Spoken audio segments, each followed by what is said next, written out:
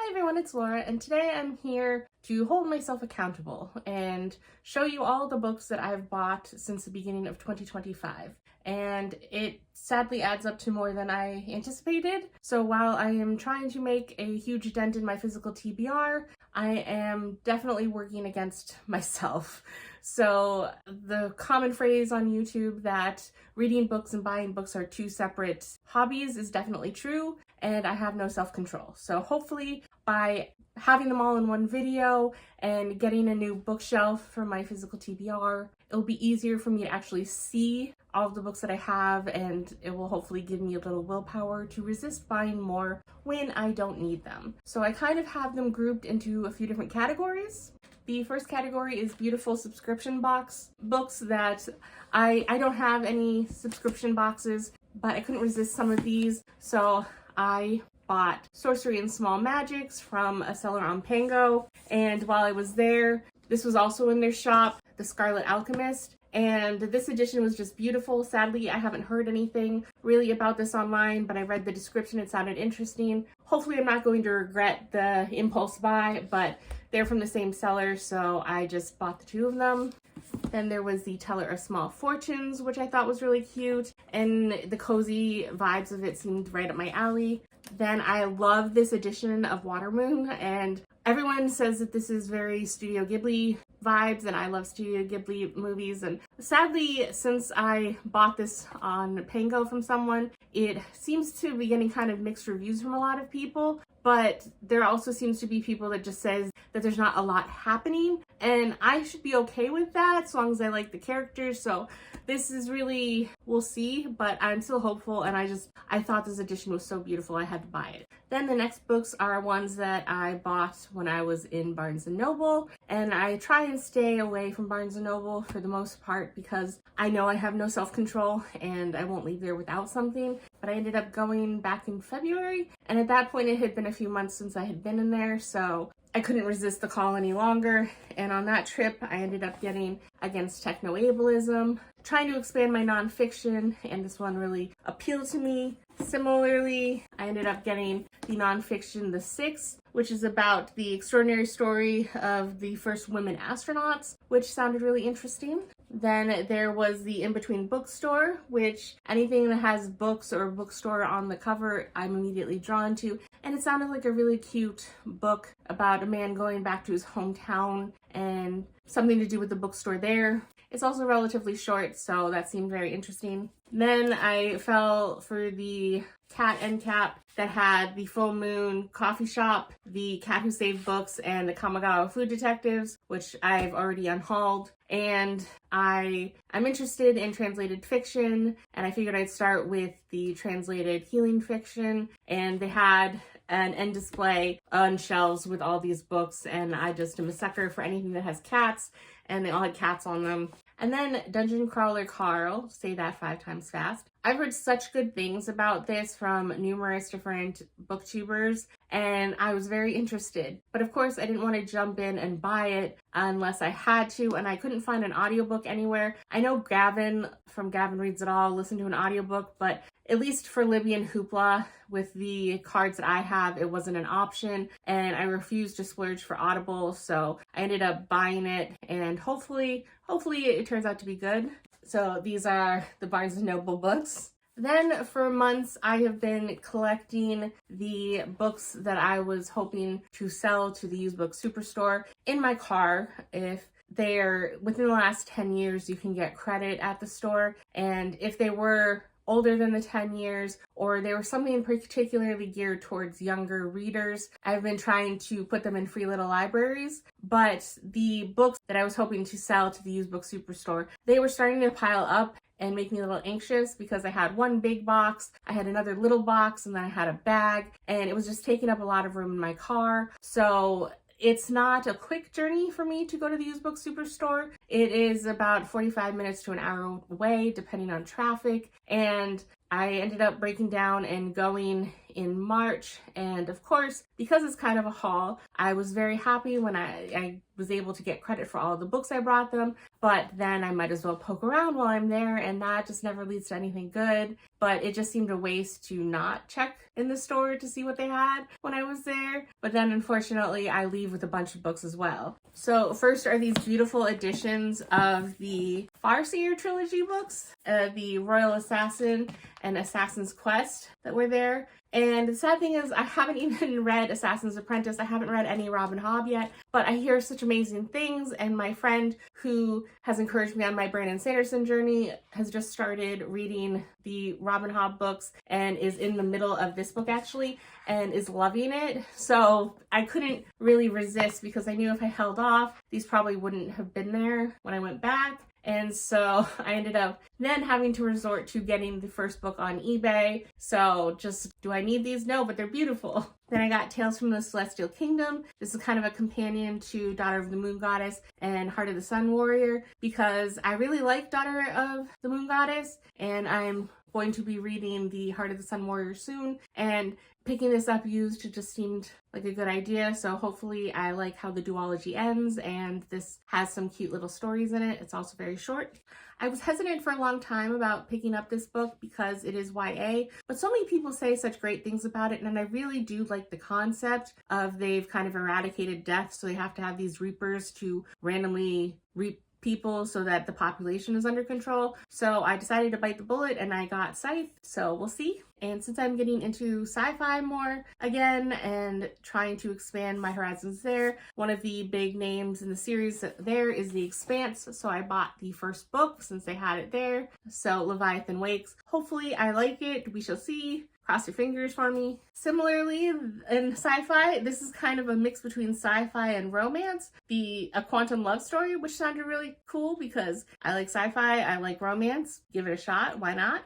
Then even though I went and it was just a few days after this had been released, they already had copies. So by that point, I was in the middle of the audiobook and I already knew I loved it. So while I was there, I figured why not get a copy for myself. That was cheaper than buying it new. So Sunrise on the Reaping. And I apologize if the camera angle is slightly different. I just kicked the stand.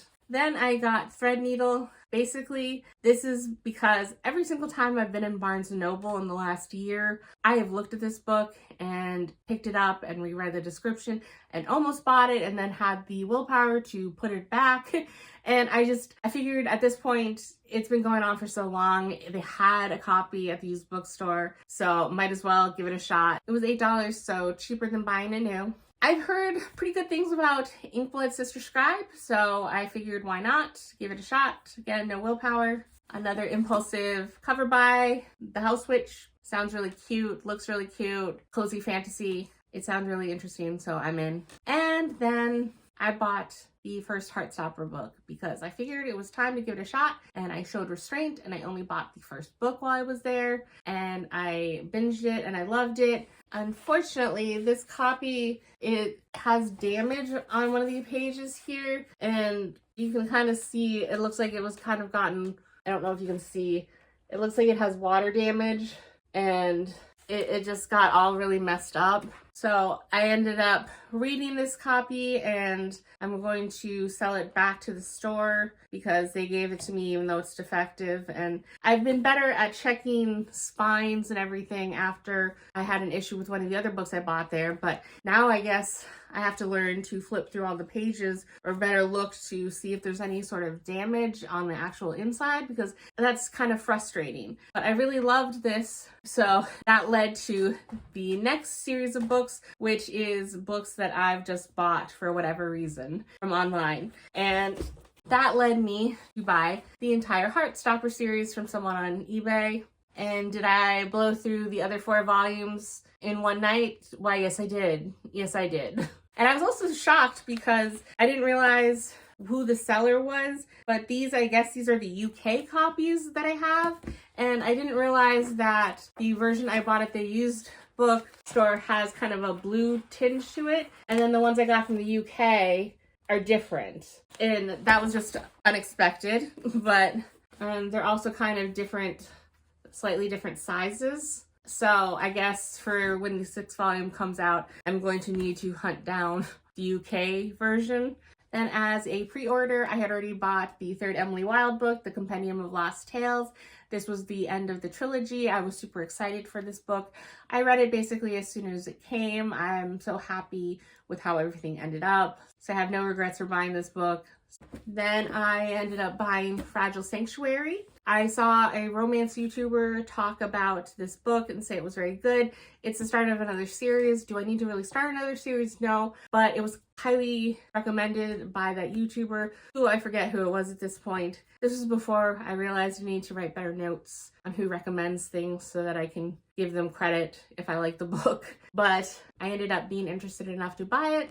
And then the next 3 books I bought because I had placed them on the 25 books I want to read in 2025. So they are kind of priority reads this year. And I'm trying to get better about senselessly buying books, but obviously, as you can see, I'm not doing very well. But I was trying to find audiobooks for any of these, so I would hopefully figure out whether or not I liked the book before I bought a copy. Unfortunately, again, on my Hoopla and Libby, with the access from my libraries, I didn't have any audiobooks for these, so I ended up buying them because I am really interested and I do want to read them this year, so I just bit the bullet and I bought them.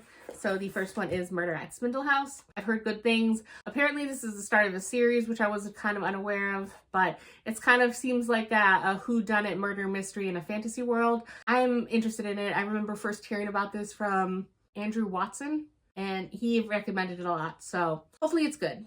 Then I love The Tainted Cup, so I figured I'd try Robert Jackson Bennett's other book that I've heard a lot about, Foundry Side. I've seen this book and this trilogy on a lot of shelves in some YouTuber videos, so I'm very interested. I ended up buying Foundry Side. And then I've always heard great things about The Sword of Cayenne, but I also bought Blood Over Brighthaven and loved that book. So I was very interested to read this book, and it's a chonker, but I'm very excited for it. So those are all the books that I have bought since the beginning of 2025, and that's very sad because I think when I started my challenge about my physical TBR, I had, I want to say 137 books on my physical TBR. Whatever it is, I'll put it here. I forget. And I've been reading quite a few books, and then I'm working against my interest by buying all these books. And I currently sit at 130 books on my physical TBR. So making progress. I didn't completely undo all of my work, but my stretch goal for the year was to get my physical TBR down to 75. I don't want my physical TBR to be down to 0. I want some books to choose from and pick up, and I like having physical versions of books, but I was really hoping to get down to 75. But now the more realistic goal of getting under 100 is kind of becoming more of a stretch goal. So I really need to, I don't like the idea of giving myself a book buying ban, but I need to do something at this point. I mean, of all these books, these are the ones that I have read so far. So I still have quite a few to go. Luckily, some of them are short, but some of them are big tomes. So I don't know. I don't like the idea of giving myself a book buying ban, but I need to do something because the rate I'm going at is not feasible. So we shall see. And like I said, I had to buy another bookcase because the piles of books around my room were getting out of hand. So hopefully with this right next to my bed, it will keep me on track and deter me. Sadly, all of my physical TBR can't even fit on here. I still have books on this bookshelf that are unread. So hopefully eventually I can get all of my physical TBR on there, but that's the ultimate goal. We'll see. I just feel overwhelmed, and hopefully making this video will publicly shame me enough. Having it out there on the internet will hopefully help hold me accountable and do better in the future. And it's one of those things that you just pick up a few books here, pick up a few there, and it just adds up very fast.